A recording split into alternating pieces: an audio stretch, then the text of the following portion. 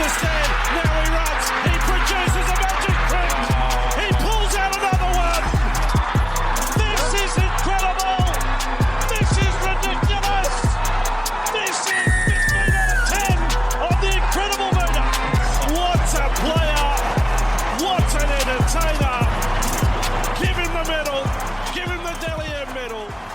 Hello, footy fans, and welcome back to the Chip and Chase podcast.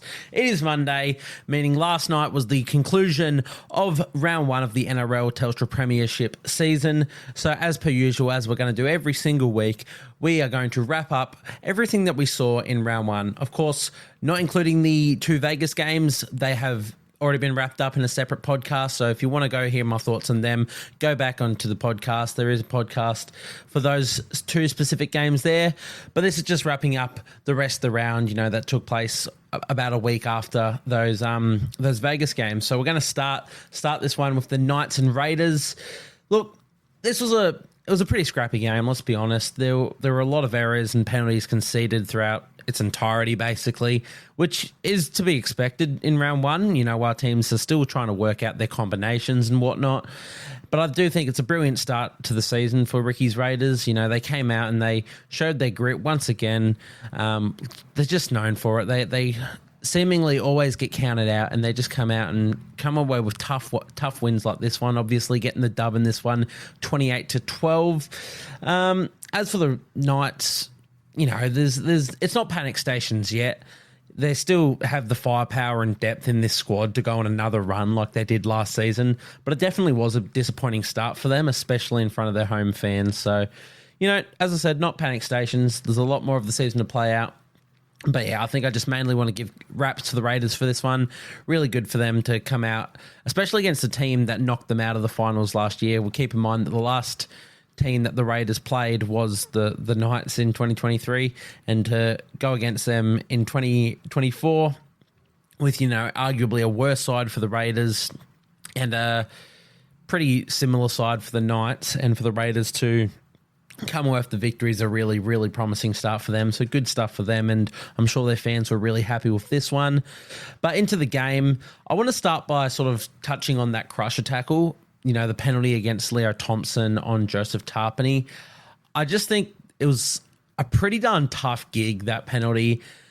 Tarpany buries his head low to try and get to the line, and there's nothing that Thompson can do. There's no way he could have, removed himself from that situation unless he wants Tarpany to burrow over and score that try.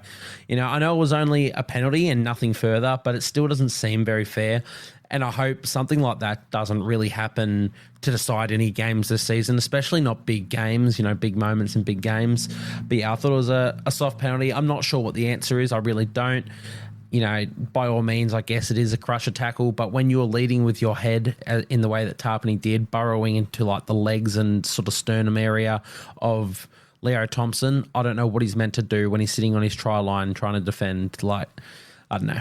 Alas, didn't have too much of a bearing on this game, but I just wanted to touch on that. Hopefully, we don't get to see that decide any games in the future this season. But yeah, we'll move on to sort of the standout performers. And, the first one I want to sort of touch on is Kalen Ponga. I know it was called back, but the break he made through the centre and the ball he threw to Tyson Gamble was really special. He's an absolute freak of nature, Kalen Ponga. It's scary to see just how easily he bumped off that first contact and just raced away. It was reminiscent of like Greg Inglis, really. Just incredible stuff. I'm not saying he is Greg Inglis, obviously very, very different sort of footballer to GI. But just the way he just took that contact and just bumped through it, hardly lost speed, to be honest, straight out the other side and just kept running. And I really liked the way he just slowed up and threw that ball to Gamble. Obviously, the call, the trial was called back. But I think, that if that's anything to see for the Knights fans, it's exciting stuff to see that Kalen Ponga is still able to do moments like that, even in the game that they were sort of getting swarmed by that Raiders defence. So good stuff to see from Kalen Ponga in that moment. Greg Marju for the Knights, I thought he got through, his usual work in this game. I thought the Raiders did a really good job of keeping him quiet throughout essentially the entire game, but he still managed to run for over 200 metres and chalk up a sneaky 5 tackle breaks. So it's really good to see that from him. I really didn't notice him breaking too many tackles at all in this one. I kept a really big eye on him. I'm a big fan of Greg Marju. I really wanted him in Supercoach this year, and just in the way that I structured my team, couldn't really afford him, had to drop him. But a few of my mates, a few of people that I'm a bit worried about, brought him into their side. So I was watching him very, very keenly, hoping he wasn't going to have a big game.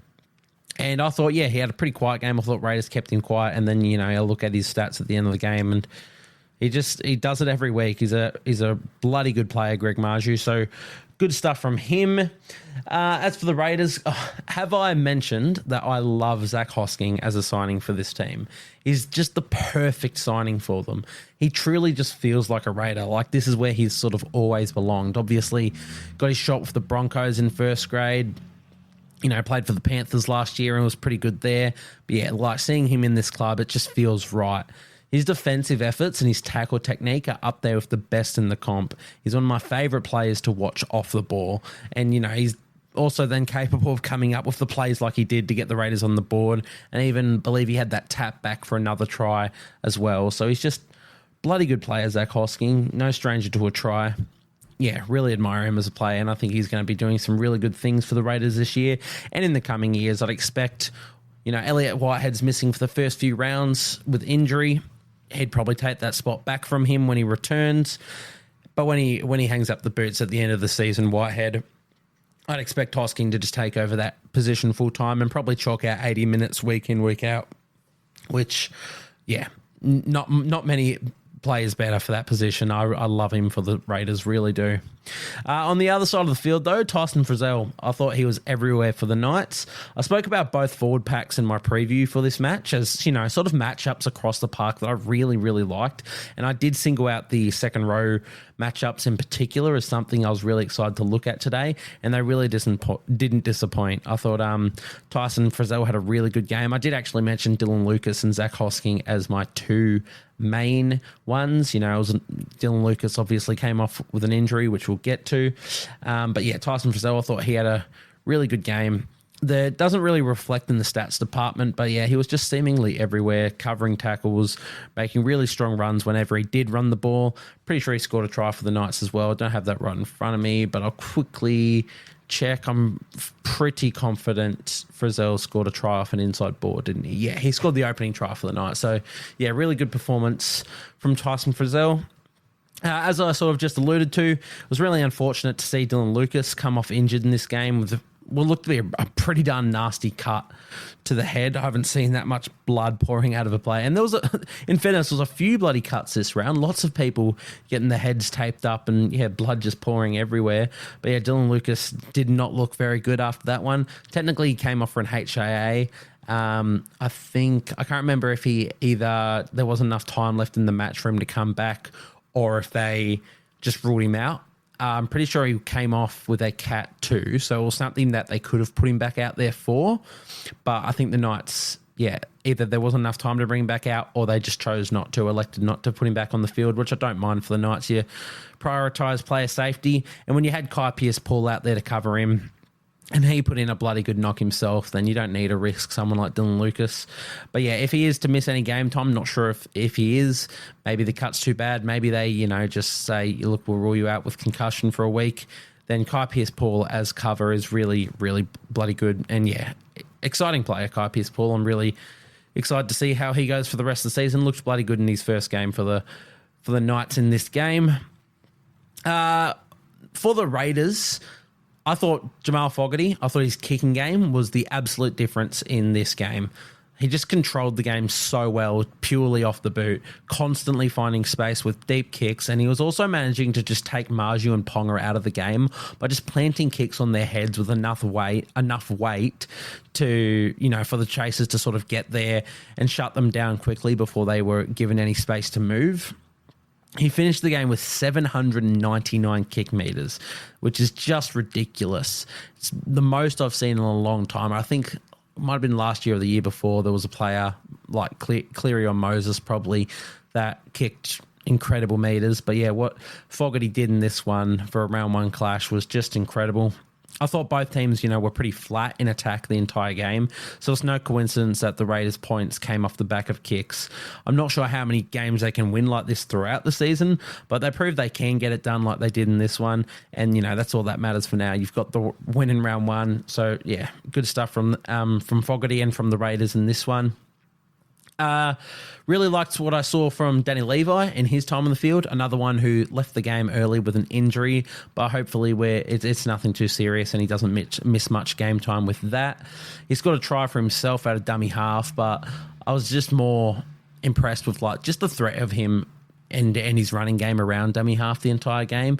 He just, provided another area. Another one that his running game is his best feature as a hooker. And when you're running off the back of this incredible Raiders forward pack, then you're going to get some really good space. So I thought he was really good there, and I think he'll continue to grow in that role for the Raiders this season. And Morgan Smithies, thought he was really solid in his debut for the Raiders.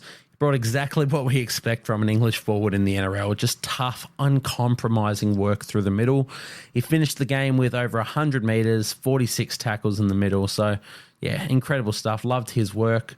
Thought Ethan Strange was, I thought he was a bit quiet in this game, which is fine. I'm sure he would have had a lot of nerves leading into the game, his first game in the halves in first grade. So I'm hoping, the team getting the win and him just doing his sort of job out there would have given him a lot more confidence. And yeah, he's another who I think will continue to grow and just get better and better as the season goes on for the Raiders. Love what I see from Ethan Strange, just in juniors and the trials. So hopefully, yeah, he just ticks this one under his belt and just comes out bigger and better as the season goes on.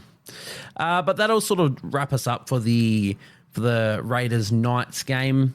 Want to try and move this on as quickly as possible. Obviously, a lot of games and a lot of content, a lot of standout performers that I want to cover. So we'll move on to the second game of the round, technically the fourth game of the round, but hey, second game for this podcast. Warriors and Sharks, obviously, Sharkies winning this one in a close affair, 16-12. This was the game I was looking forward to most this week. And, while it played out a lot differently to what I did expect from it, I still really enjoyed watching it.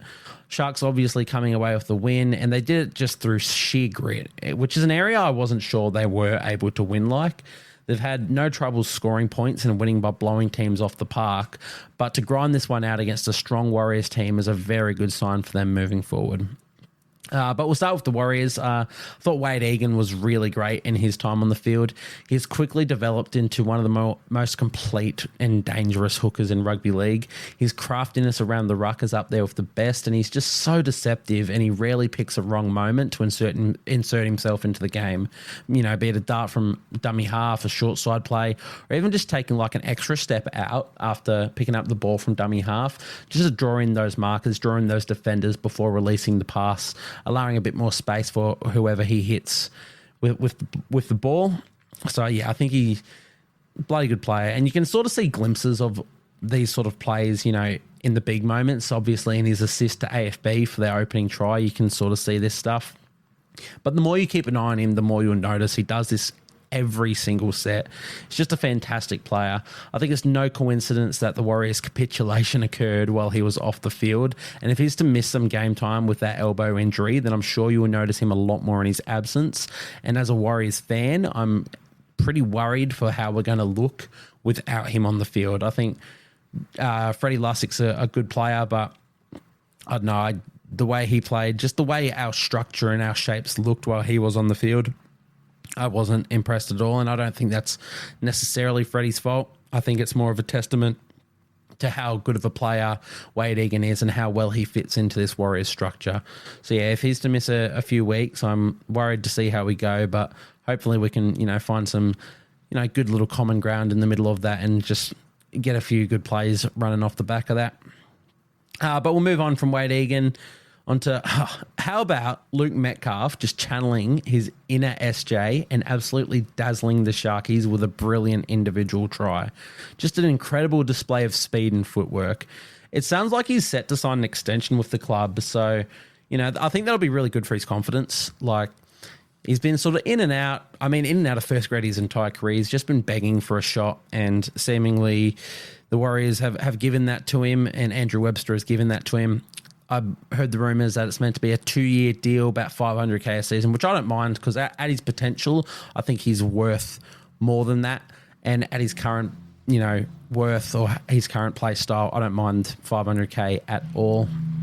So I really like that for Luke Metcalf, and I hope it sort of gives him a bit more confidence. There's still a lot of growing to do in his game. I think he was running a bit too laterally in this one, wasn't giving Roger Tuivasa-Sheck in the wing much space at all because he'd sort of, crab across field a little bit too much. But, when he's capable of coming up with attacking displays like he did in this solo try, then, I'm sure he'll figure that stuff out, and he can always just pull out these moments of individual brilliance as well. So I thought he played pretty darn good, and excited to see how he continues to develop. I thought Rocco Berry looked pretty good out there in this one. He's taken a bit of time to warm into first grade, but now he looks right at home out there. Had some very impressive touches, and he really did a number on Talakai defensively all night. Talakai still had a really good game, but Talakai is always going to have that game. I don't know how you're meant to handle someone as big as him, but I thought Rocco Berry did a pretty admirable job of that in this one. Sean Johnson looks to have carried his 2023 form into 2024. He was just in complete control out there. I say complete control. They lost, so he couldn't have been in that much control, but I do not blame Sean Johnson's contribution as to why the Warriors lost. Not one bit. But his kicking game, it just had the Sharks shook the entire game. Constantly created try-scoring opportunities, and if they weren't converted into points, they would almost guarantee a repeat set of 6 for the Wars or have the Sharks working it off their own try line. So I don't think I've ever seen a player force more line dropouts in a game than Johnson did in this one. So it was really good to see that from Johnson. I think his teammates sort of let him down a bit. I don't know how the Warriors lost this game. The more I think about it, I thought they were the better team. I really did. And that's just not biased. I thought there was more standout performers. I thought across the board they were just winning. But the Sharks, they found a way, as they always used to do. It reminds me of the Shane Flanagan Sharks who won the grand final. They found ways to win. And every team needs to be able to do that if you want to win a grand final. So shout out to them. We'll get a bit more onto the Sharks soon. But I thought Johnson had a really, really good game in this one. And another one I thought was just phenomenal once again is Tohu Harris. Is the epitome of a New Zealand Warrior. Played the full 80 minutes, ran for a massive 232 metres and made 38 tackles with 0 misses. Incredible stuff from Tohu. He deserved a lot better. He's another one who deserved a lot better from his team in this game. Beyond that, I thought Dylan Walker was really good off the bench for the Wars. 58 minutes, 17 runs, 138 metres, 27 tackles, and he just linked sort of well throughout the middle, so it was a good knock from him.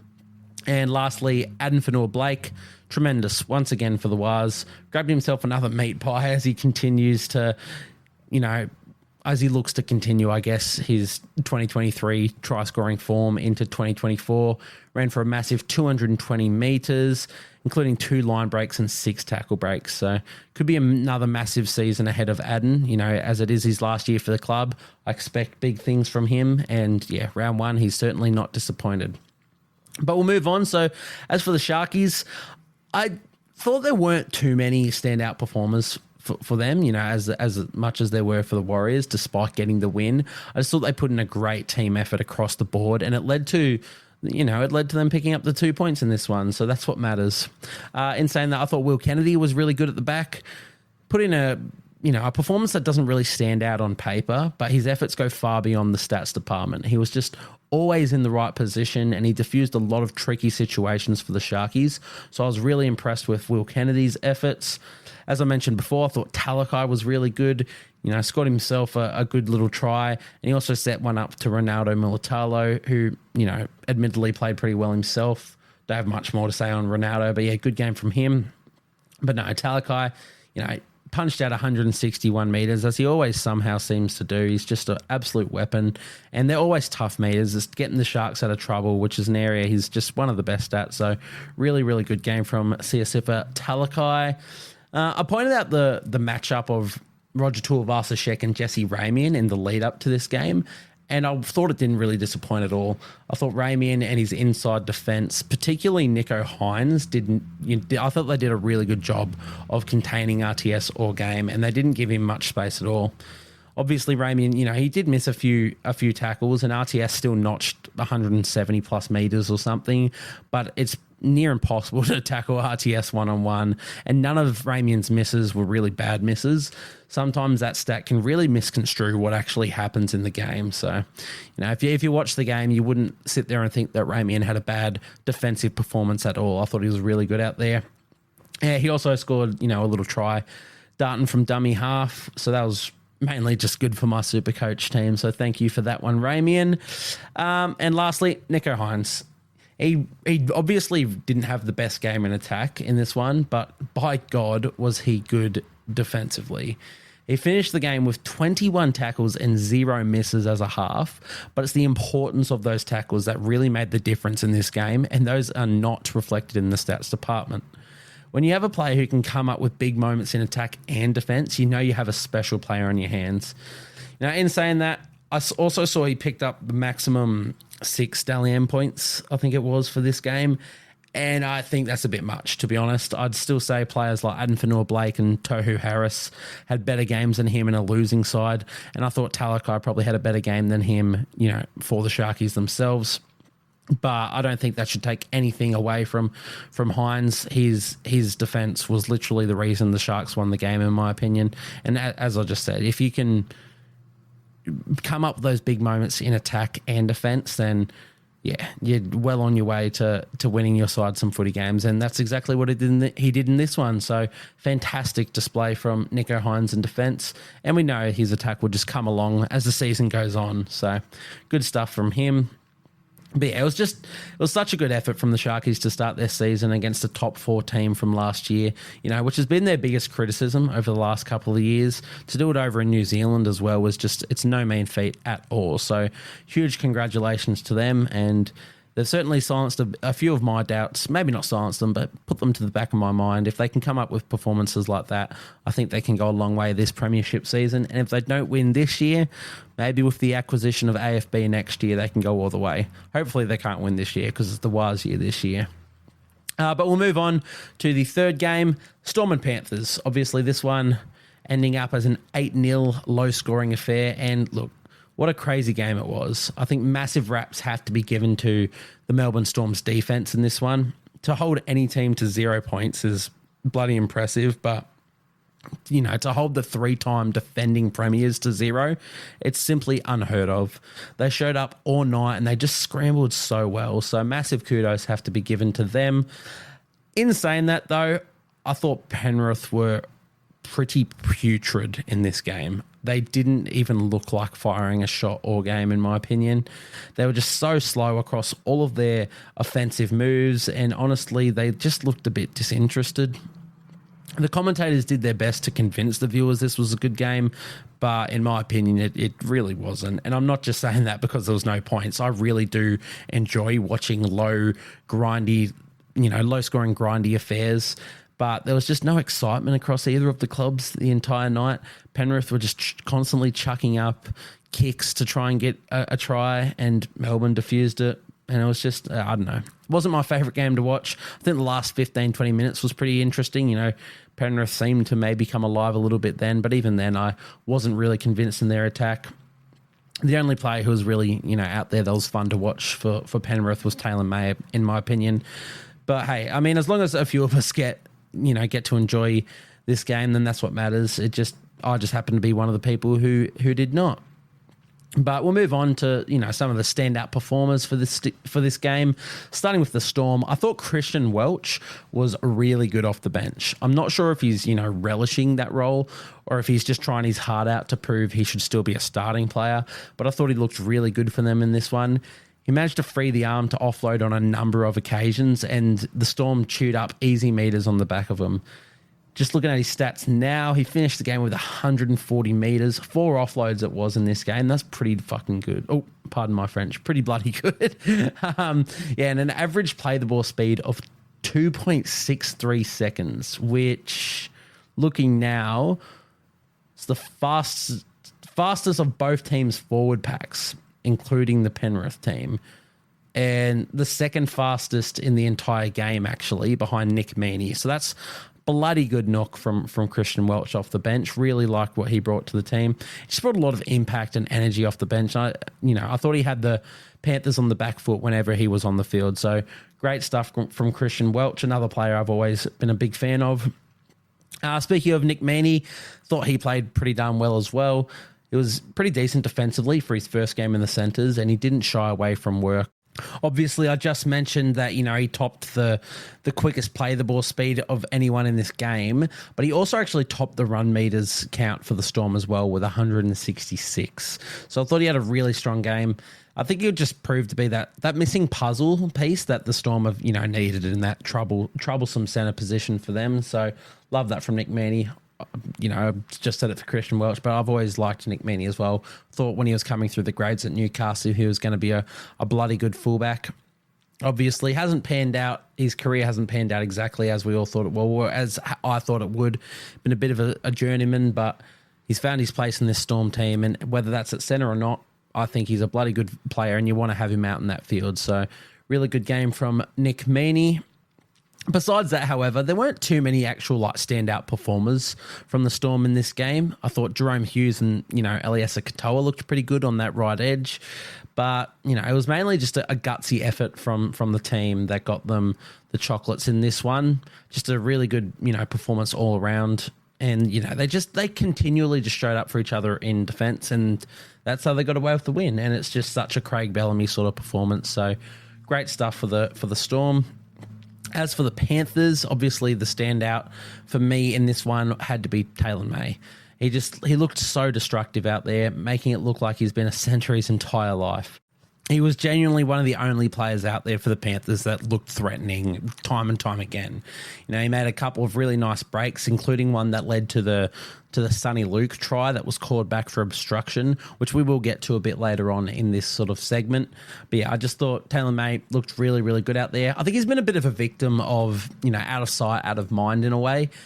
People sort of forget that in 2022, before getting injured in the finals, he was an absolute gun. He scored 16 tries in 21 games in what was essentially his debut year. I think he played one game the year before. So I think he was second in Rookie of the Year count. Just, yeah, absolute weapon.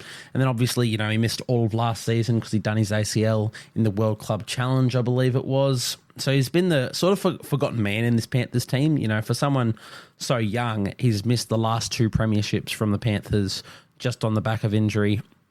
And for him to come back, and obviously he's got a bit of a chip on his shoulder, wants to really perform and be part of their team again this year. If they can go all the way again, it's going to be off the back of someone like him trying to replace Stephen Crichton, who's one of the best centers in the game. If he isn't the best if he isn't the out and out number one.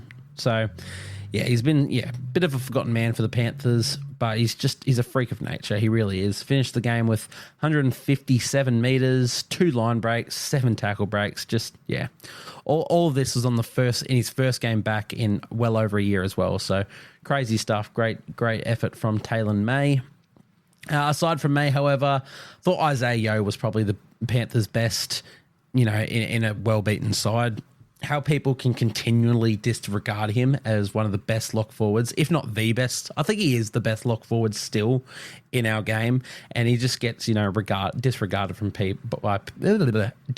by people on a consistent basis, and it blows me away really. He played the full 80 for the Panthers once again, churned out 175 meters in a forward pack that was just monstered all night by the Storm. So that's incredible. Looking at that now, it was by far and away the highest for the Panthers. In fact, not a single other Panthers forward managed to hit triple digits in meters ran in this game, just Isaiah Yeo. So that's insane. The Panthers forward pack, it never ever loses the battle through the middle. You think about every team that they've gone up against, like the Warriors team of last year in the finals with Adam Fanua-Blake. Shut them down completely and just monstered them with Leota and Fisher-Harris. You think of the matchups against the Broncos. Payne Haas has been kept relatively quiet for Payne Haas standards. They just always manage to find a way. And, they come into this game against the Storm and they lose quite convincingly to a forward pack that's been criticised a fair bit in the last couple of seasons, the Storm. They've always been mentioned as a really good forward pack, and then these last couple of years they've been, a bit light on, people sort of questioning them. So for the Storm to come out with that, with a few doubts around their forward pack and to just absolutely monster this Penrith forward pack is just, it's incredible, really. It really is. But back to sort of Isaiah Yeo, went on a bit of a tangent there. Finished with 175 metres, broke 5 tackles. He had a couple of offloads to boot as well. Oh, and, 32 tackles as well. So a lot of his efforts as well, just they're not reflected in stats. Some of the runs he made were just really, really strong. He was probably the only Panthers player who was able to bend the Storm line at all. Not so much on a consistent basis, but, period. I think no one else was actually making that forward pack go backwards or, sticking their nose through the line except for Isaiah Yeo. So, I thought it was really good there. And he came up with a few important tackles for the Panthers as well, which aren't measured in the stats department. So, really good knock from him, as we've, just come to expect, or at least as I've come to expect from Isaiah Yeo. He's one of the best in the game. Otherwise, the Panthers back 5, thought they got through their usual work. Not one of them clocked under 150 metres for the game. So that's a bloody good knock, that is. And they needed to as well, to be honest. They needed to pick up the slack from their forwards, who really didn't fire a shot in this one. Sunia Taruva notched a tick over 200 metres. Dylan Edwards went just under with 195. Brian To'o also 180, So really, really good stuff from them. They definitely needed to sort of pick up that slack. I thought the forward pack from the Panthers was really disappointing in this one. So it was really good to see that the Panthers back 5 tried to put their best foot forward to make up for that. But look, finally, we'll head back to that obstruction call that I alluded to earlier. The one in the lead up to the Sonny Luke no try. There's been a bit of conjecture surrounding that decision I've seen online after that game, but personally, I have absolutely no issue with the call. Luai clearly catches the ball on the inside shoulder of, I think it was Garner. I believe it was Garner. And then, just runs straight around behind him and then releases the ball to Taylor May. And people can sit here and say Hughes wasn't obstructed in defence, which, I mean, sure, if you want to say Hughes wasn't obstructed in defence, go for your life. But it's that motion, that movement from Luai running behind Garner and releasing the ball that causes a ripple effect in defence for the Storm, which in turn makes Meaney come in and then Warbrick come in to cover that space, and that in turn leads to the space on the outside to open up for Taylor May. So, I think it was undoubtedly the correct call, and I think people are, I think it's ridiculous to really think otherwise. And look, sure, on the very, very off chance you say it was the wrong call, Panthers maybe score a try, Panthers maybe convert, and they still lose the game. The Storm did not crack all night. So you can say, okay, but it could have swapped momentum, coulda, shoulda, woulda. The Panthers didn't score a point all night, and if you're going to put it down to one refereeing decision, then that's ridiculous. I thought the refs the entire week this week were amazing. I really did. There was not any decisions through the entire week that I was like, you know what? Yeah, that was pretty poor, and that's consistent to what we've saw of them in the last few seasons. And, it's something that always gets, I guess, left out when the referees do put in poor performances. And, it does happen. We're all human. But whenever they do put in those performances, we're so quick to call them out and say that was wrong, you've cost the game, blah, blah, blah. But when they put in good performances, we ignore it. We never even say anything about it. So we just take that for granted. So I do want to give a massive shout out to the refereeing across the entire round one. I thought it was really, really good so far to start this NRL season. So great refereeing, and shout out to every one of the referees that took over in these games. So good stuff for them. But this obstruction call for the Panthers, nothing wrong with it. Get over it.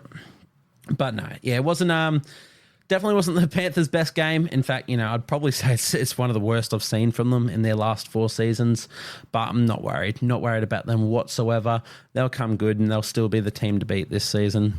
But we'll move on to the next game of the round, which, of course, was the Eels and the Bulldogs. This one ending 26-4 in favour of the Eels. In saying that, I thought the Bulldogs were incredibly gutsy in this game, to be honest. I thought the Eels suffocated them all game and really gave them no opportunities. And they just had, too much possession, the Eels. So eventually the amount of tackling the Dogs had to do, it really took its toll on them and they began to just leak points by the end of it. And if I'm looking over the stats just now, the top tackler in the Eels team was Joey Lussick with 29. Meanwhile, the top tackler for the Dogs was Reid Marnie with 51. So actually, beyond that, there were 6 players in the Dogs team who had more tackles than Lussick. So that's 6 players who had more tackles than every single player in the Eels side. That is a tough effort. Just had to re-record this one for a bit. Apparently people outside in their motorbikes, aren't aware that I'm recording, or they just don't care, and they decide revving is a really good idea. But no, so sorry, back onto what I was saying. The Eels, they had 68% 68% possession in that first half, and they only went in leading 14-0. They also went into the half with 11 offloads to 0 compared to the Doggies, and that, finished 16-3. So it's always going to be very difficult to defend a team when they're getting the ball free that much, which you can definitely put the onus, on the Doggies to have to wrap that ball up. But the Eels have some of the best, the absolute best offloaders in the game, in Paolo, Cartwright, Hopgood, and, Madison off the bench as well, just to name a few. So no, it's easier said than done. But yeah, I did think there were definitely some positives to take away from this game for the Dogs. They didn't just fold over. They really did try their hearts out. In saying that, though, the Eels, they were very impressive. I thought King Gutho, still one of the most underrated players in our competition. Absolutely an elite fullback in our game. Excuse me. But yeah, no, he's, absolutely, as I said, absolutely an elite fullback in our game. But he just doesn't get the raps he deserves, not nearly enough. His effort plays are they're second to none in his position, in my opinion. And he finished the game with the most runs again, most run meters of any player. He's a weapon. He really is. He never even looks like dropping a high ball as well. He's so safe, always at the back, and I'd still say he's probably the best defensive fullback in our game. He's just always there to make the last-ditch efforts, the last-ditch tackles in defense. I'm struggling, having a few starters this one. But no, I did think King Gutho, I thought he was brilliant out there in this game, as he's always seemingly is, really. I don't think I can recall a bad Clint Gutherson game. But we'll move on. Sean Russell. I am a really big fan of Sean Russell, to be honest. I thought he injected himself very well in this game. Thought he was really strong defensively as well, and he just took a lot of powerful and gutsy runs out of his own end. If he can just up his runs to around, that sort of 15 a game, then I think he'll really prove himself to be one of the more complete wingers in our competition. He's got a lot to his game and a lot that goes unnoticed. There seems to be a bit of a trend in this Eels side talking about them, that there's a lot of, factors about their team that really do go unnoticed, and the more I think about it, the more that is true. But, Sean Russell, really big fan of his. I think he'll continue to grow in that role. People tend to forget that he also was a fullback coming through the grades, so there's still a lot of learning to do in that wing position. But, I really am a big fan of Sean Russell, and I thought he was really good in this game. I am loving the Eels rotation of Offa Hingawe starting and injecting Paolo after 20 minutes. What Junior brings to a side is just so valuable, and if you're tiring him out in the grind of the opening 20 minutes, then you lose the creative brilliance he brings. He was just impossible to handle all night, and I thought he was the difference maker in this game. He finished the game with 19 runs, 163 metres, 3 tackle breaks, 2 offloads. Yeah, just incredible stuff. He also linked well. I didn't read out his passing stats, and I honestly can't be bothered looking for him. But, had just a lot of passing games. I think that's an underrated thing for a football club, is just running in pairs or running in triples through the forward pack. Your halves don't have to be the only ones passing, and your hooker doesn't have to be the only one passing. If you can just do a little tip on, then you're making more meters, because you're making the defensive line commit too many players to the first person, and then you can get one-on-one tackles with whoever you tip that ball onto. And Junior Paulo was an absolute master of that for the Eels. So, I thought he was really, really good. Another one I really liked was Morgan Harper. I thought he looked really good out there. He's another one of those players who I've sort of mentioned in the sort of shades of Nathan Brown for the Seagulls and Zach Hosking for the Raiders. I think Harper is a player he brings exactly what is needed for this Eels club. Like what he brings to the table is exactly what they need. That's probably a better way of saying that one. He's not a superstar player by any stretch of the imagination, but yeah, what he does bring to the Eels, I think it's really valuable, and I think he's going to put a lot of pressure on their centres this year. I think centre's been a vulnerable position for the Eels for a long time, to be honest. I don't think. Here we go, motorbikes again. Woohoo! Sorry, obviously I had to make the cut again in the recording there. What was I saying? Yeah, Morgan Harper. Yeah, I think what he brings is just really, really valuable for this Eels team. And I think, their depth in the centres is something that's liked. And just, even at an NRL level, the centre position has been pretty troublesome for them.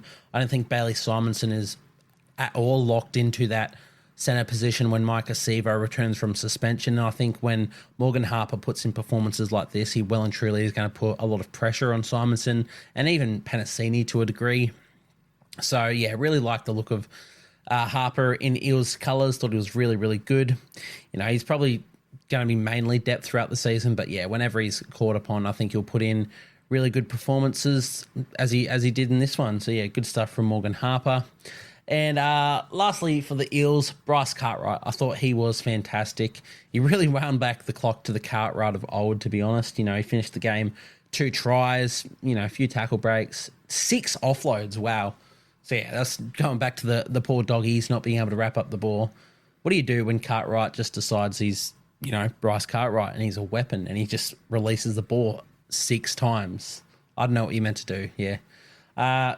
He was probably the best player on the ground for me. I thought, Junior Paulo was the difference maker for the Eels, but I thought Bryce Cartwright was the best player in that Eels team. I also thought his work in defence was really, really good as well. Don't have his numbers for his tackles or whatnot, but just from the eye test, the hits he was putting on, the reads he was making in defence, really, really good. So yeah, Bryce Cartwright, probably the best player in this game for the Eels. So shout out him.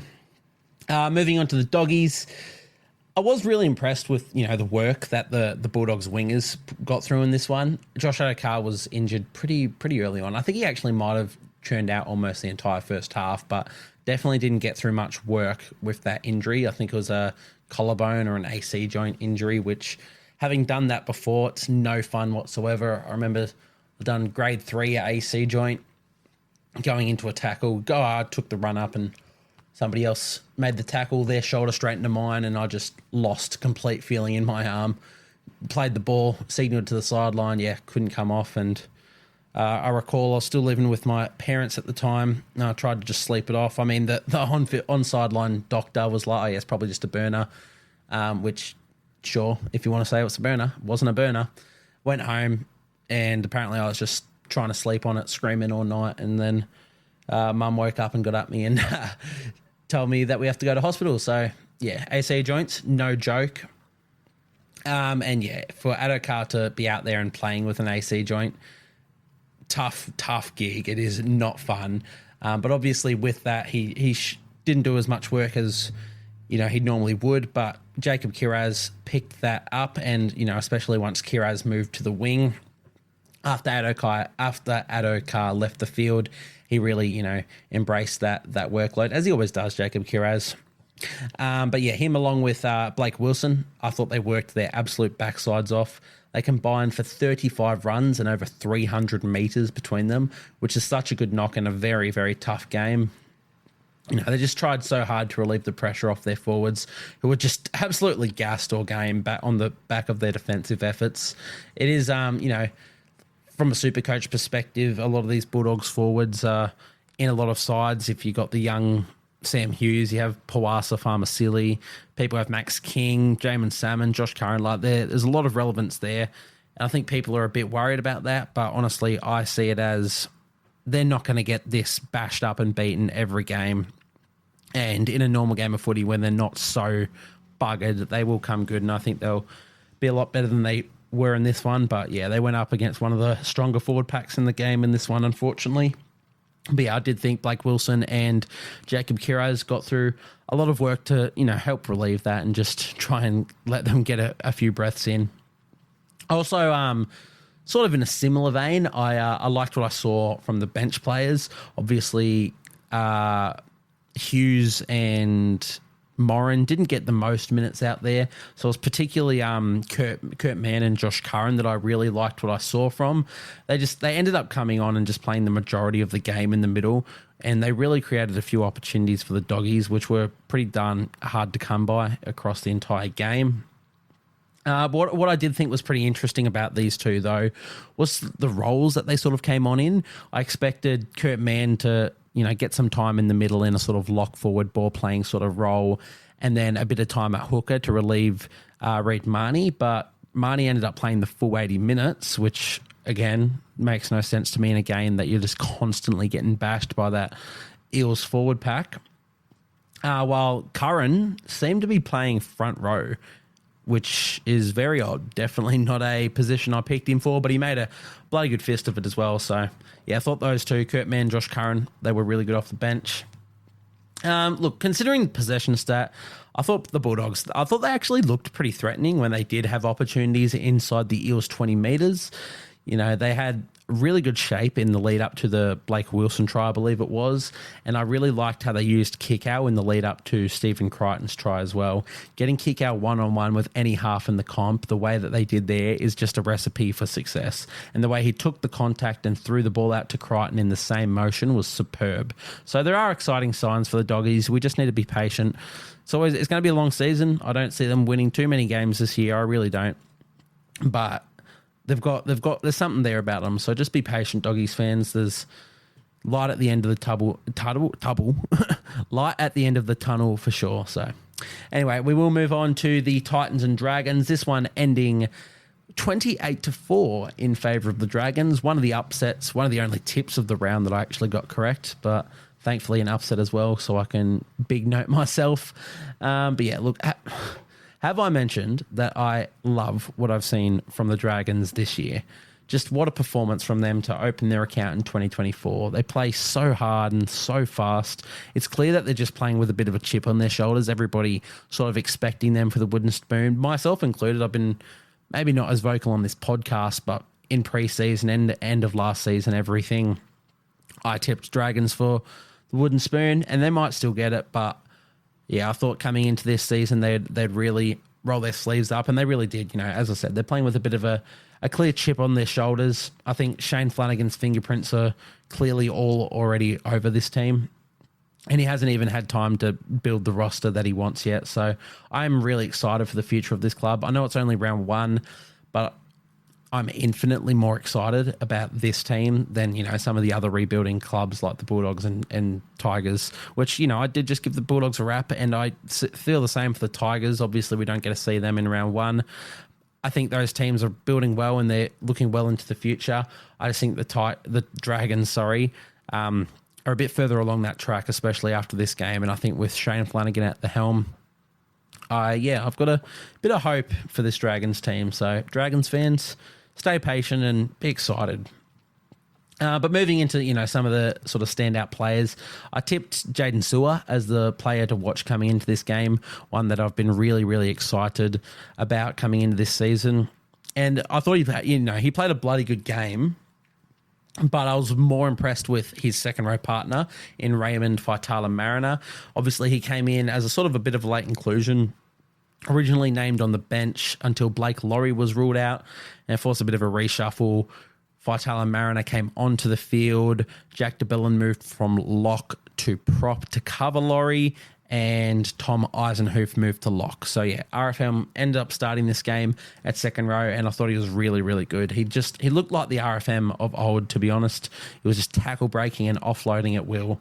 The line he ran for the Dragons' first try was so strong, and the way he just held the ball until Sloan was in a decent position, and he just popped it up to him.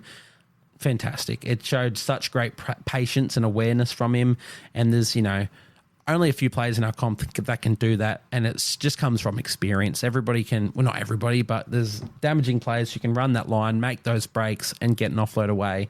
But for him to just wait and hold that and pass at the perfect moment, that just comes from experience. So a fantastic game from Raymond Faitala-Mariner, and I'm really excited to just be saying that in general. He's another player I always liked, and I thought he was a bit hard done by at the Doggies for whatever reason, but finding himself home at the Dragons, I think he's got a bit of Shane Flanagan about him. So, yeah, really liked that and really thought he had a good game here.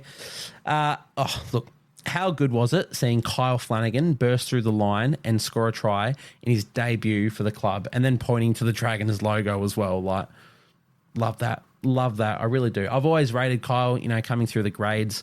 I think he was like either record point scorer for the Sharkies in the under-20s before the competition stopped, or like just the top point scorer for a season, something like that.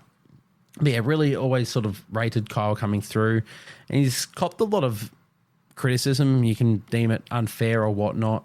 I'm not one to judge. I think a lot of it has been quite unfair, but hey, that's just me.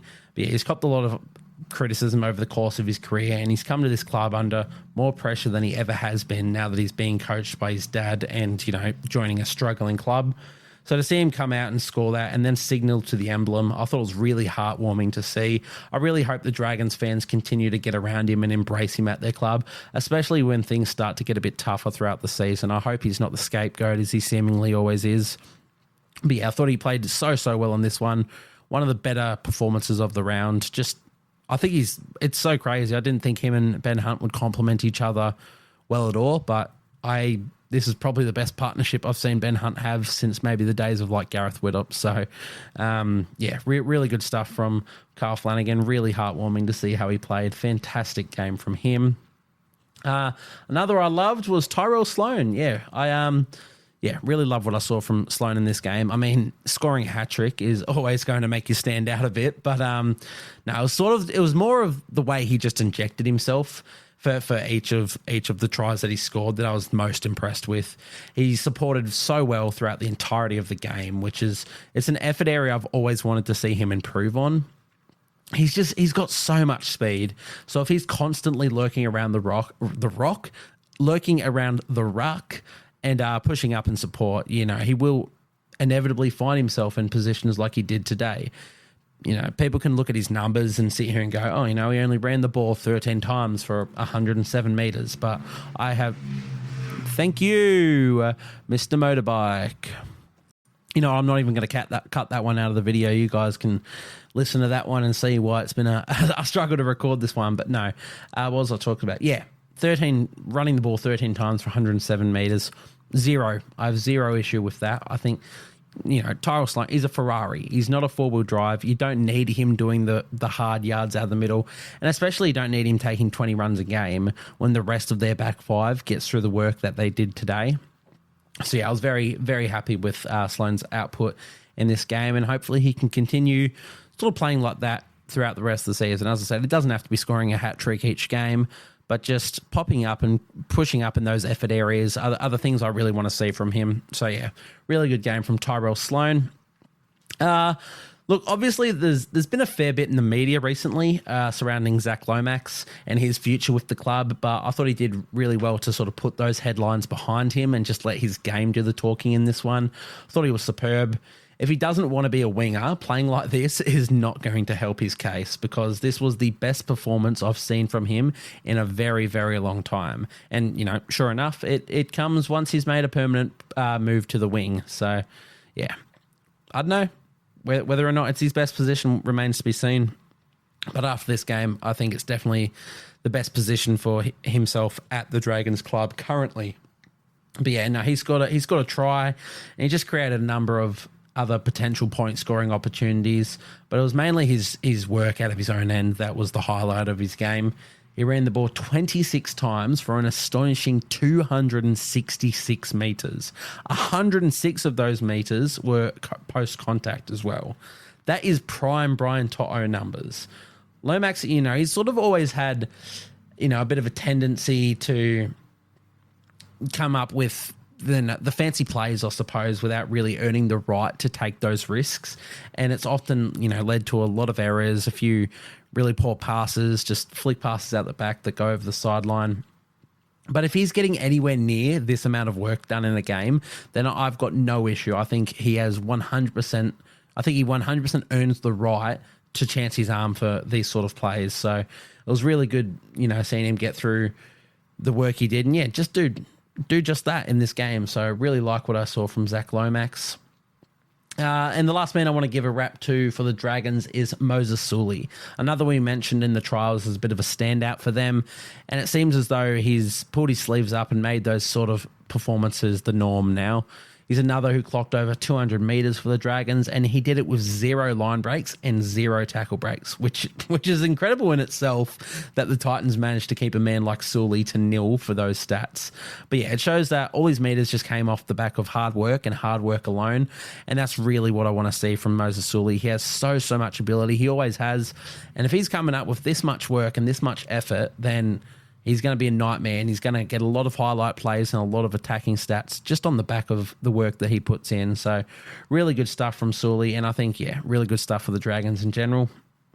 On to the Titans. I actually thought the Titans looked pretty decent in that first half. I really did. I liked a lot of the shapes they were running, and they kept the Dragons under a lot of pressure. It was just repeated efforts of resilient defense from the Dragons that denied them time and time again.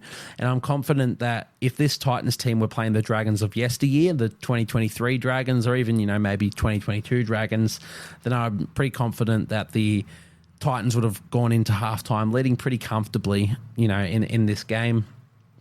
But that's not the case, Dragons, obviously, they turned up pretty well. But yeah, look, I think it wasn't danger signs as such. There were still some good moments in that first half in particular for the Titans. In terms of standouts for them, obviously you have to mention Tino. He's simply amazing. He played the entire opening half in the middle, I believe it was, just 40 minutes straight against that damaging Dragons pack, and he still managed to chalk up over 100 metres in that first half alone. Finished the game with 197 run metres from 23 carries and 99 post-contact metres as well, all of which were the most for the Titans team. So, yeah, just tremendous stuff from Tino. He also managed 4 tackle breaks in a game where the Dragons' defence seemingly smothered the Titans all night. So, yeah, he's an incredible player, Tino. Every time I go to say his name, I stuff it up. I know how to say it. It's Fa'asuamaleaui, but every time I say it, I think of Poasa Farmasili, and then I stuff them up. But Fa'asuamaleaui, yeah.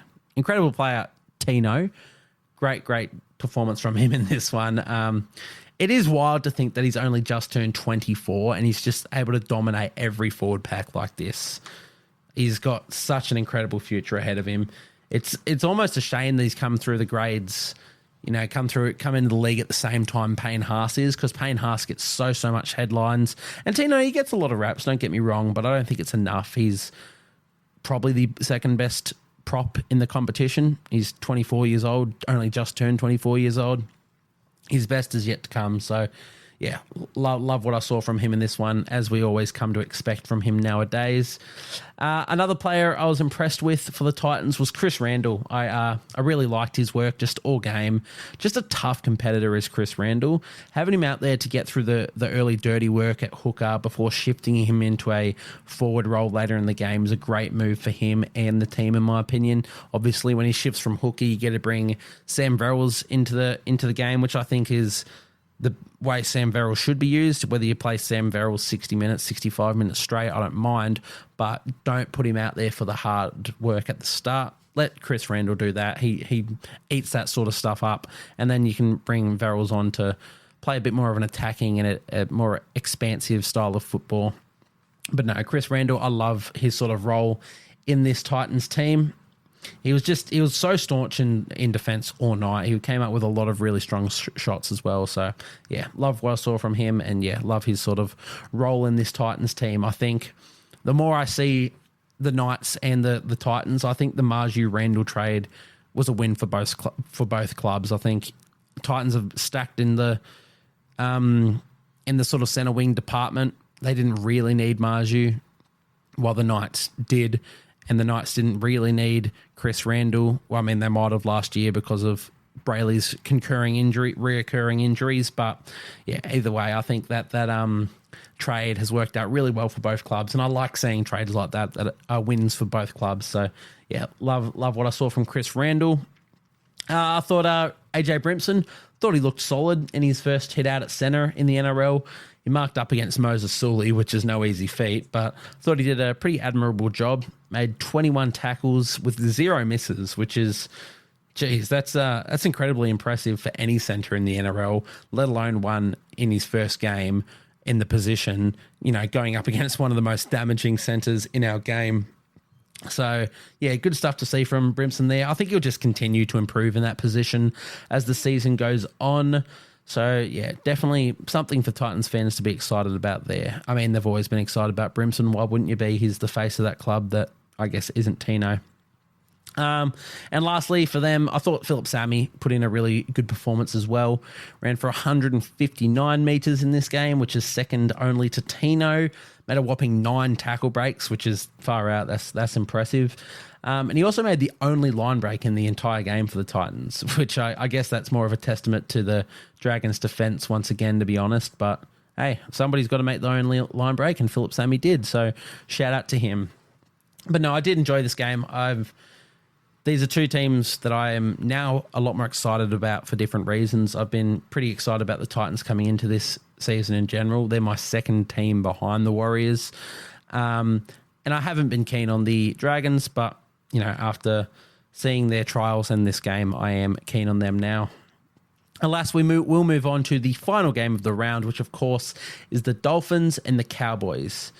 Far out, this Cowboys team is exciting to watch. They have weapons in every position, and they can score from anywhere on the field in just a variety of different ways. And this game was the perfect reflection of that. They were so classy in attack. Obviously, coming away winners in this one, 43-18, the highest scoring game. Might not be the highest scoring game. I think maybe the Rabbitohs Sea Eagles scored more, but as a individual club, 43 points is the most points from a team in the round. So yeah, expected that it comes from this Cowboys team, really. But moving into their sort of individual performances, I really liked what I saw from Reece Robson in this one. He was just running the footy a lot from dummy half, seemingly making solid meters in every single run. It was every time I bloody looked at the screen, which was all the time. Just, I don't know, maybe I wasn't noticing him as much, but whenever I did notice him, he was running. It was like every single run, every single set, he was making a run. And he was, as I said, making pretty darn good meters off them. So, yeah, I thought Reece Robson was pretty darn good. He ended up playing the full 80 once again, despite the cover of Jake Granville on the bench, who I think came on and played another middle role as he can play anywhere, Jake Granville. I don't know what his best position is anymore. He's just a weapon. But back to Robson, yeah. Played the 80, made it look easy. He just continues to get better and better year in, year out. So thought he was really good in this one, Reece Robson. Obviously, the standout performer, in my opinion, for the Cowboys was young Zach Labert. I thought he was an absolute beast in this one.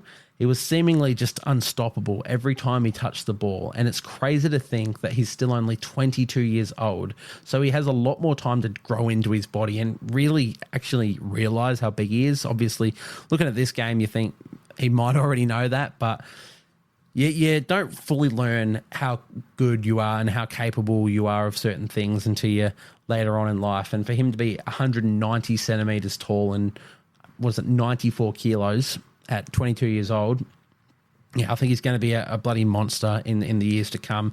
Another player, this one's not so much signing based, but I like seeing players like Zach Labert come through. Looking at him in that Cowboys jersey and just everything, he just feels and looks like a Cowboy. I really like the look of him. Sort of reminds me a bit of Brent Tate. Obviously, they sort of play differently, but they're just rangy, big, strong, solid centers. So yeah, I really like the look of him in Cowboys colours, and I like that he's sort of a player that's come through their grades and got his shot, and he impresses so well like he did in this one. But no, looking at going a bit more into how he played, He scored a double in this one, though his second being awarded as a penalty try was certainly more than dubious. But his individual efforts in the lead up to his first try and in his assist for Kyle Felt, thought they were extraordinary. And it would have really got the Cowboys fans up off their seats. It got me up off my seat, and I was just in disbelief at what I was watching. Big smile on my face. Really cool to see that. Ran for 175 metres from centre, 2 line breaks, both of which he conjured completely out of nothing by himself. And he also had 3 tackle breaks as well. So, great game from him. Scored the 2 tries, assisted another. Just fantastic attacking display from Labour. And seems like they've made the right choice choosing him to replace Peter Heku in that centre position. Speaking of the centres, however, I thought Labour's centre partner in Valentine Holmes, I thought he was really, really good in this one as well. He just ran the ball so hard all game, like absolutely no regard for his own body. He wasn't even getting low either. It was just run as hard as I can into the biggest players in the ground and just hope. And I love that. I really do. I love seeing people run hard. That's why Bunty Afoe is one of my favourite players in the NRL. I'm sick of. I know it might not be. The game's evolved, and it might not be the best way to do anything anymore. Running hard means you can get pelted and put on your back. But if you do some side steps and blah blah blah, you can find your front and quick play the balls. But I don't care. I see people running hard, and I'm like, yes, you're cool. I love that. But no, cool to see that from Valentine Holmes, who's obviously not the biggest guy as well. But beyond just his running game, he came up with that gorgeous offload and try assist to Murray Taulagi, and to go along with 180 metres and 7 from the kicking tee as well. So just a really complete performance from Valentine in this one. So really loved what I saw from him. Going to have to move heaven and earth to get him into the Supercoach team pretty early. But we'll move on. The second rowers for the Cowboys, Hylam Lukey and Jeremiah Nanai, very impressive. Played the exact style of footy that we expected from each of them, and it resulted in them both scoring tries as well. They're such exciting footballers. They're in for massive seasons, and they genuinely could just be the X factor that this Cowboys team needs that can, sort of catapult them into a grand final appearance, really. It's unbelievably rare that you get 2 young superstars coming through the juniors of your club at very, very similar times in the same position. And it's even rarer for them both to kick on the way that they have in first grade. So exciting times for the Cowboys. I'm going to quickly take a sip of water. Don't mind me.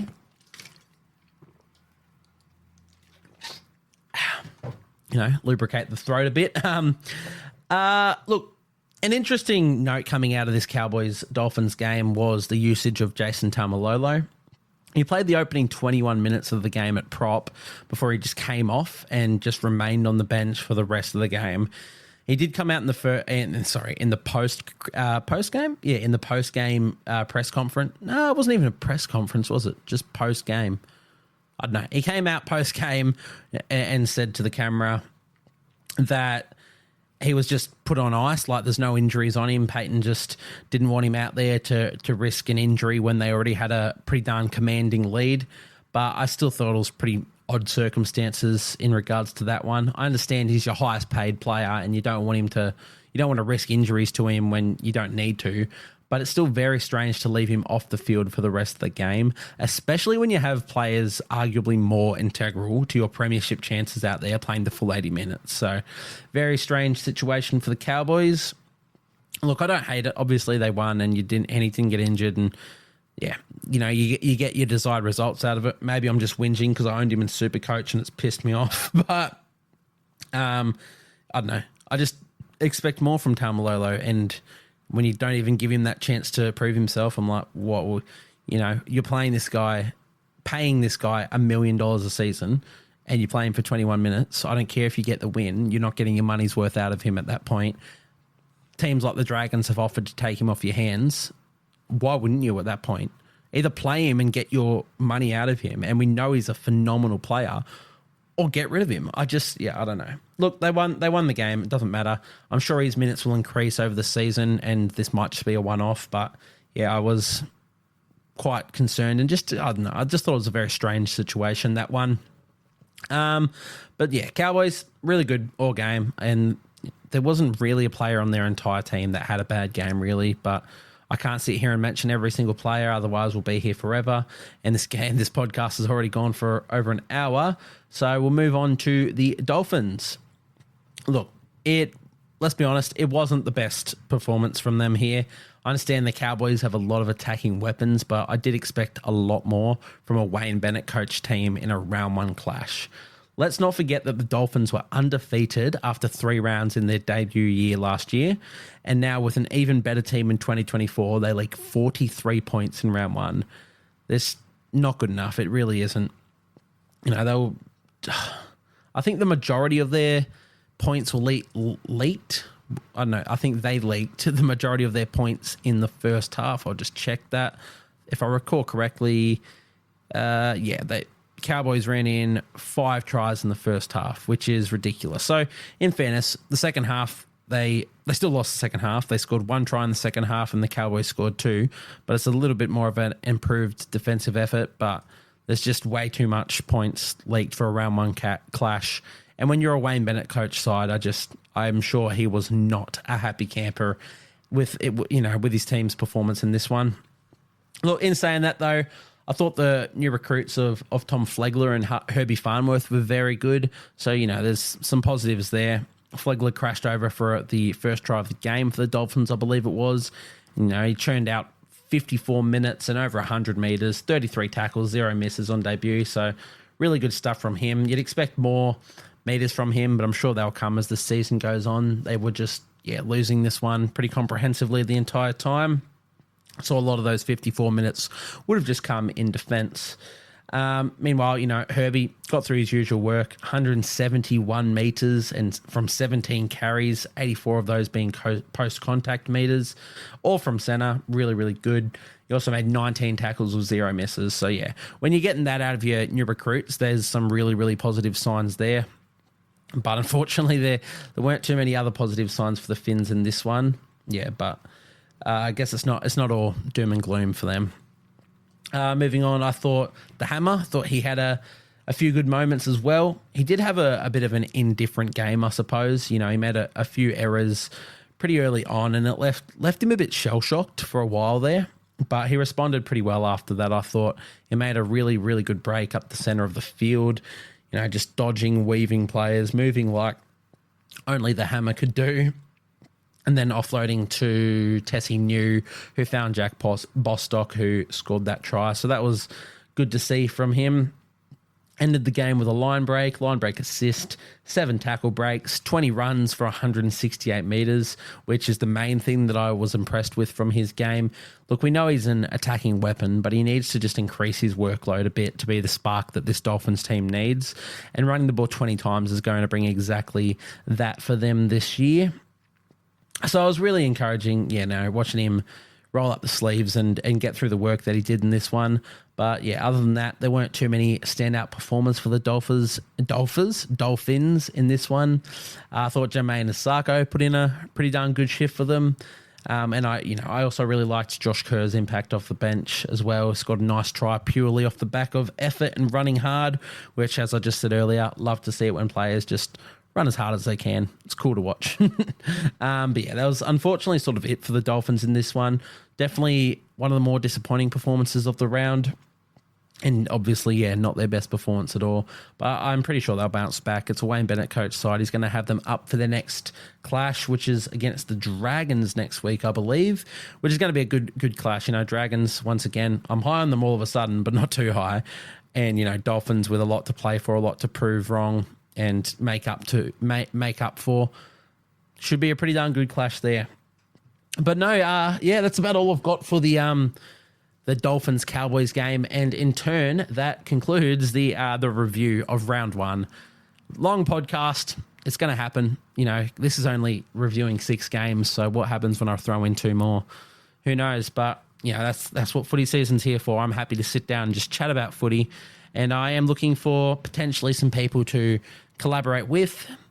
Sitting here talking onto a microphone by myself. Sure, it's fun because I get to talk about footy, but it can only go so far before I'm getting, a little bit boring to listen to. My voice the enthusiasm in my voice isn't there. I'm straining my voice because I'm doing all the talking for an hour and 20 minutes straight. So I am looking for sort of some people to jump on with so we can talk a bit more content. But we'll have to see how that one goes in the future. But yeah, that one will conclude us for this one. Obviously, we'll do this every week for the rest of the season. So if you've made it this far, thank you guys for tuning in. Obviously, plug the Instagram. Again, content's been slow on the Instagram, but if you want to interact with me more, that's the place to do it. And there will just be more content that I'm not going to talk about in my podcast. So go follow me there at Chip and Chase Podcast. But yeah, thank you guys for tuning into this one, and I'll see you guys next time.